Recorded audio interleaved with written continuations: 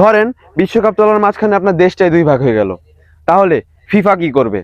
Welcome to day 14 of 48, যেখানে আমি এবং আমার নেক্সট মিনিট দল কথা বলবো বিশ্বকাপের 48টি দলের 48টি গল্প নিয়ে। এটি সত্যি একবার ঘটেছিল। 1994 বিশ্বকাপের কোয়ালিফিকেশন চলছে, আর সেই সময় একটি পুরো দেশ মানচিত্র থেকেই মুছে গেল, চেক রিপাবলিক।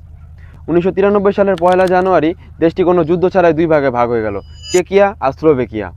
ইতিহাস এটাকে বলে ভেলভেট ডিভোর্স। ফিফার সামনে তখন এক বিশাল সমস্যা। গ্রুপে দেশটার নাম আছে, কিন্তু পৃথিবীর মানচিত্রে দেশটাই নেই। সমাধান, চেক এবং স্লোভাক খেলোয়াড়দের নিয়ে একটি বিশেষ দল গঠন করা হয়, যার নাম দেওয়া হয় রিপ্রেজেন্টেশন অফ চেকস অ্যান্ড স্লোভাকস। বাকি ম্যাচগুলো তারাই খেললো, কিন্তু এই অদ্ভুত দলটি বিশ্বকাপে যেতে পারেনি একটুর জন্য। তবে 20 বছর পর 2026 সালে চেকিয়া আবার বিশ্বকাপ খেলছে। দেখা যাক 2026 বিশ্বকাপে চেকিয়া কিরকম পারফরমেন্স করে। এবং আপনারা নেক্সট মিনিটকে ফলো করে রাখতে পারেন, কারণ গল্প এখনো অনেক বাকি।